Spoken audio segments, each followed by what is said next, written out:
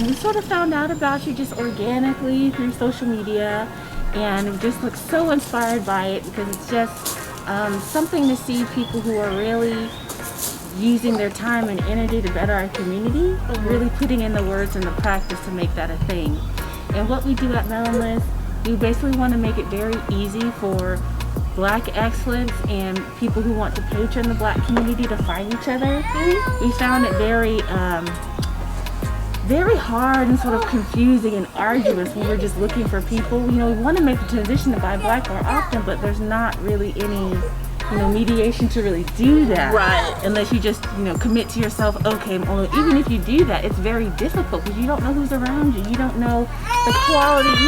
You have no idea what's going on. I already vetted them on our side. Like, these people are actually putting their money where their mouth is, and walking the talk, and being about that life when they talk about the community and everything. Right. Because we've been tricked, and people have been dishonest when they come and build their businesses in the community. Yes. And it's just to the point where we're ready to ask the question, are you here for us, yes or no?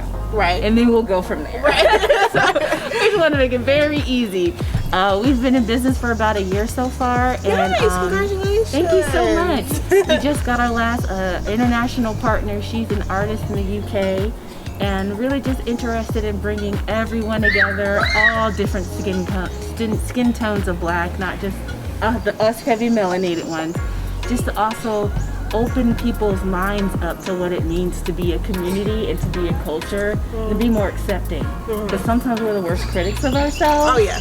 And really try to police Blackness, but it's such a beautiful spectrum. Just like let it be, let it breathe, let it live. So we're here today, wanting to honor you, also learn more about your journey, how everything has sort of brought you to this point. We're talking a little bit about you've just been here just 2 years, and this thing was a shed, and now it's this beautiful space that you can offer. How did that come about? Tell us more about the story. So we bought this house just 2 years ago. I was pregnant with my daughter. Just looking for a bigger space. We had a condo in the Tucker area, and we're just like, we need something bigger. We thought we were gonna live the cute little city life, one kid. I was like, yep, I'm pregnant. So we were like, okay, let's just go ahead and look. We always loved the Decatur area. It was just like, what could we afford right now? With us being so young, I'm 23. Oh wow, that's amazing. I'm 23 years old. You're doing it. Yes, ma'am. My husband's 27. Wow.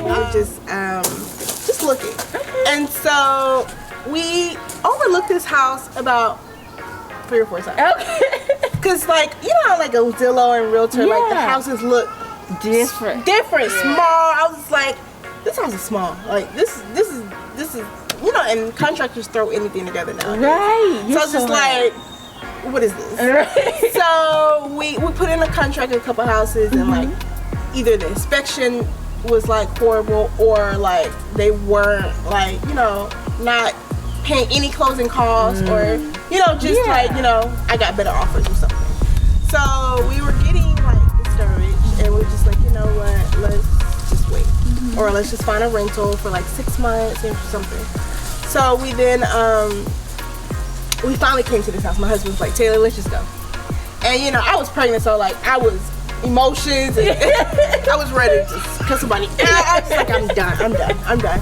So we finally came to this house, and it was beautiful, like beautifully done, like well thought of.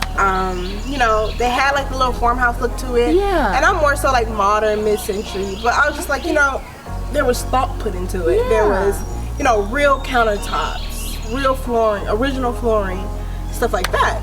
So we put in an offer, and they accepted the offer while we were selling our condo, and they accepted a contingency and paid all of our closing costs. Wow.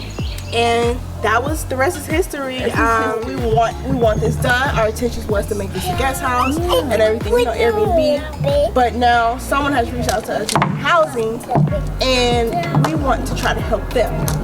Of course, there's so many women out here that go through things, that rape victims or need an abortion or something, and sometimes they don't want to tell everyone their business, and they need someone to recover. Right. And I was just like, let's just let's put it still on Airbnb, but let's still have the community where we can. So. Wow, so that's kind of how it all started, and the community was really in it from the beginning. And it's not like, like a little shed or whatever. It's just like, they have vacation while they're Right. regrouping for whatever situation Whatever they're they're in. coming.